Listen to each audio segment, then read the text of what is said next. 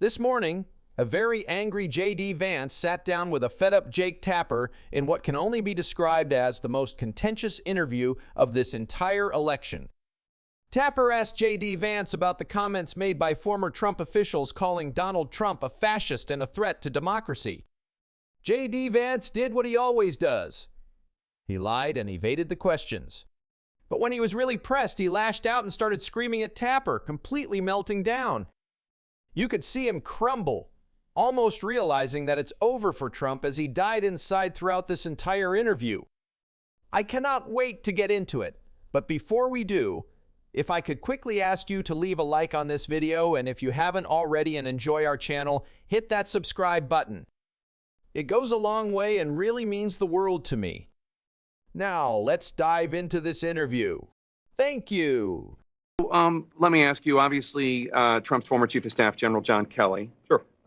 was alarmed, he says, by what he heard when Trump said he wanted to use the National Guard or the Pentagon to go after the enemy within, Americans with whom he disagrees, including the Pelosi's, Adam Schiff. And then he gave an interview. He said that Trump, quote, certainly falls into the general definition of fascist, that he is, quote, certainly an authoritarian, admires people who are dictators. You've called him a disgruntled former employee. But why shouldn't Americans out there listen to somebody who worked closely with Trump, worked with him longer than you've worked with him, retired four-star Marine general, served his country honorably, who is conservative, who says he agrees with Trump on most policies, but is worried about this aspect of Trump? So let me say two things in response. So first of all, a lot of what John Kelly, pretty much all of what John Kelly accuses Donald Trump of saying, there were other people in the room, Mike Pence's former chief of staff, for example, who've explicitly said Donald Trump never said those things, right? So one, on Mike the specific Pence, the guy comments, who's not going to support Trump because Mike Pence's former chief of staff said that Donald Trump didn't say those things, right? So that's number one. Number two, I actually think there's an interesting conversation here to have, Jake, which is why does John Kelly not support Donald Trump? It's about policy. It's actually not about personality. He says he agrees with Trump on most policy. No. He agrees with Trump on most policy. He disagrees with Trump on how Trump views his role and his and the fascism and the authoritarianism. I don't buy that, Jake. I don't buy that, because if you actually look at John Kelly, at folks like Liz Cheney, the fundamental disagreement they have with Donald Trump is, even though they say that they're conservative in the sense that they want America to get involved in a ton of ridiculous military conflicts. They want America to police the world, and Donald Trump wasn't. John Kelly lost a son in Afghanistan. Why are you saying that he, like, I've never heard John Kelly say whether he supports of Iraq or Afghanistan. And I honor his son's sacrifice, and I honor his family's sacrifice. That doesn't mean he's not wrong about policy. What specifically are you talking about? What has he said? Is your argument that a person who lost a son in Afghanistan can't be wrong about public policy? I'm asking then you. Why bring that up? Let's talk about public policy. Because I've never criticized his service or his son's service. I brought it up because you're acting as if he is pro-war, and I've never heard him say whether or not he supported the war in Afghanistan or the war in Iraq. He was a general carrying out orders. Because I know John Kelly's worldview, and I know the people who have attacked Donald Trump the most vociferously on foreign policy. They'll say, well, he's a dictator, when what they really mean is they won't listen. Donald Trump wouldn't listen to the leadership of the military when they wanted him to start ridiculous conflicts. That is a consistent theme. And I think that there's a big, big thing going on in American politics. It's a very interesting theme in American foreign policy, where a lot of former members of the Pentagon bureaucracy, a lot of old neoconservatives, they have a fundamental difference with Donald Trump on the question of peace and war. I believe Donald Trump is the candidate of peace. I think the record supports that. But the reason these guys go after him so vociferously, I don't think that it's about his personality, Jake. I think that it's about they don't like that Donald Trump said no when a lot of them wanted to start a ridiculous war. Well, you're ascribing worldviews, I think, based on gut. I can't really tell where you're coming from on it. There's no evidence. Based on people that I've talked to in the Trump administration, sure, John Bolton, what John Kelly wanted to do, John Bolton, Liz Cheney, these people have a consistent John Kelly was at the Department of Homeland Security, and then he was chief of staff. He was not weighing in. I don't even know what you're talking about. Like I said, it was incredibly contentious from the start, and it only got angrier from there, at least for J.D. Vance. Jake Tapper was holding his own, calling out Vance's nonsense. Of course, Republicans in the Trump administration weren't disagreeing on policy. They were disagreeing on the fact that Donald Trump didn't want to be president. He wanted to be a dictator, and he still does. That's why they're calling him out. They're also calling him out for the attacks he wants to make on our country going forward, just like Jake Tapper highlighted in this clip right here. But this is the thing, Jake. We've now spent 5 minutes talking about people in Donald Trump's staff Who think he's not fit for office. He fired. Who think he's not fit for office. Oh, they didn't think he was unfit for office until they had a falling out with him because he fired them.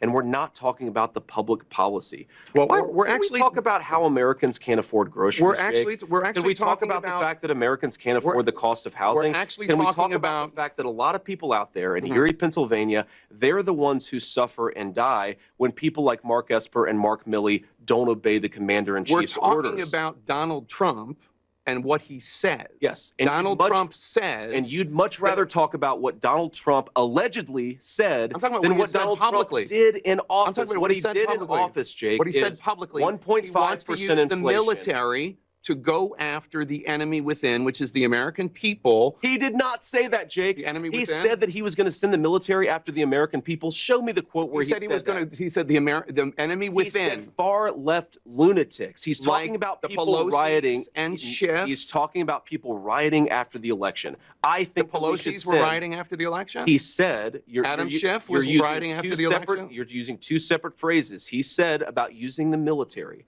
that far-left lunatics, people who riot in the wake of an election, people who burn down American cities in the summer of 2020, yes, we should have a federal law enforcement This is what he said to Joe Rogan on Friday. The enemy within that he wants the military to go after. No, this is the enemy within a bigger problem than Kim Jong-un. The second part. We have people that are really bad people that I really think want to make this country unsuccessful. That's the enemy within. And did he say that he wants to use the military against those people? Here's the game. Use the military to go after the enemy within. Here's the game that you're playing. He said that he... playing a game. No.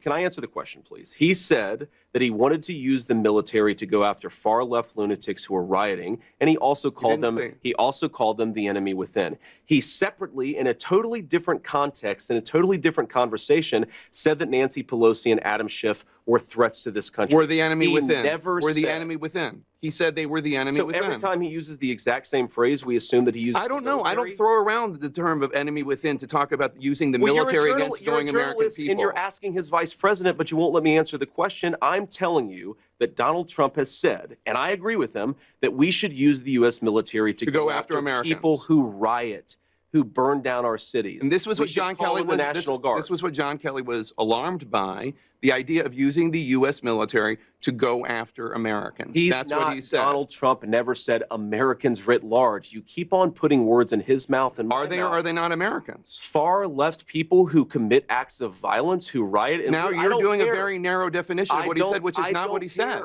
That's not what he said. But let me ask you. Let me ask you the bigger point. He did say that, Jake. He did. He said that he wanted to use the U.S. military. Let me clarify. Go after far left lunatics. Yes, and then he also added people who were rioting and looting. And he never said. He added Schiff. And then he added the Pelosi's. And then he added people that don't want the country to succeed. He said that Adam Schiff and Nancy Pelosi he used in a separate context, in a separate conversation. And what you're doing is you're smashing two totally different conversations. Fox asked him about this last week, and he didn't take issue with it. He said the enemy within is the biggest threat to this country. But did he say the enemy within, that he's going to use the military against Nancy Pelosi? Donald Trump offered Nancy Pelosi the National Guard on January the 6th, and according to private emails, she rejected it. So It's no surprise that Vance is doing what classic Republicans always do whenever you're asked about Donald Trump or something he said. You always say, well, that's not what he means. You're taking it out of context. But in terms of this enemy from within line that Donald Trump continues to use, there is no context other than the one he provided the very first time he said it. Republicans have done everything they can to clean up the mess, but he said it so many times that it's undeniable he means going after Democrats and his political opponents. Of course, that's what he meant the first time. It's consistent with what he has said before, like when he talked about Liz Cheney, which Jake Tapper brought up in this clip right here. He said on Friday, Special Counsel Jack Smith should get thrown out of the country. He's threatened to arrest election officials who cheated. We know that he believes a lot of people cheated that did not cheat. Yes, if you violate the law, you should be arrested. Yes. No one disagrees with that, but he's talking about... you do, based on the way you're asking the question. No, based on the fact that he's accused people that didn't break the law of breaking the law when it comes to the election.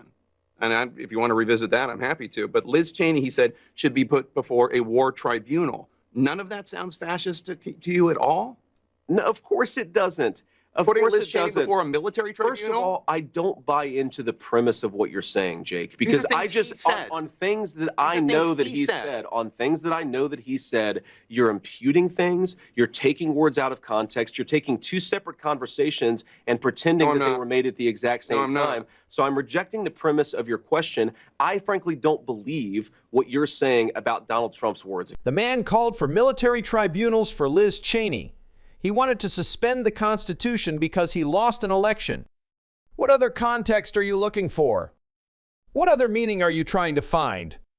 This is why Vance is getting so angry, why he's screaming, why he's lashing out, why he's losing his mind, much like his boss. It's indefensible. There is no defense. There's just J.D. Vance's dishonesty. How are you supposed to combat the truth about what the people closest to Donald Trump have said when you were saying the same thing before you even knew him? You knew it to be true back then, and their words now match up with yours then. Maybe because it's true. JD, and you're just a liar. You haven't changed your mind, you've changed your perspective on how you can get closest to power, and you think it's through Donald Trump. That's a scary road to travel, by the way, considering what happened to his last vice president, which got brought up again in this clip right here. About is an anonymously sourced story, or one guy Nothing anonymously sourced, or who one guy who was a disgruntled employee. I told you where five other people pushed back against him and said that what he said was dishonest. So why don't we talk about the policy that's affecting American citizens and not what Donald Trump allegedly said, according to one guy who's pissed off because he got fired by Donald Trump? I didn't bring up any of the things that he said. He said, I didn't bring up. You brought up John Kelly, and that I just described. I brought up John Kelly's view of Donald Trump. I didn't bring up John Kelly talking about what Donald Trump said about Hitler's generals. I didn't bring that up. I talked about John Kelly's view of Trump based on something Trump has been saying in the last week. So that's what I asked about. So John Kelly makes accusations that are rejected by 5 people. Again, you're talking about something I didn't bring up. I think that maybe implicates his overall judgment. And I think the fact that he has a worldview that's so oppositional to peace and prosperity suggests that he's not an honest arbiter here. This is not a guy, John Kelly, going to brag to Jeffrey Goldberg, who is interested in the American truth or is interested in telling an honest account of Donald Trump. He's a guy with an axe to grind because Donald Trump fired him and disagreed with him on policy. So all those 10 people, including the former vice president, Mike Pence, all of these people have this horribly damaged worldview, and they're all just going after Donald Trump because they want to send people into war? That's really your argument? Absolutely. It's not like these are conservative. Absolutely, that's my argument. These are not conservative Republicans. These aren't conservative Republicans who are concerned about Donald Trump. They're not. That's not right. All of these people, Jake, they came into office thinking that they could control Donald Trump. That when he said he wanted peace in the world, Mike Pence thought he could control Donald Trump. Yes, he did. And when he found out that he couldn't, they all turned on Donald. I am so glad to see Tapper hold J.D. Vance accountable like this. We needed more interviews like this throughout this entire election cycle. Better late than never, I guess, but this should be the standard. Call them out with the same fervor with which they attack our country. Call them out and hold them accountable in the same way they want to attack our democracy.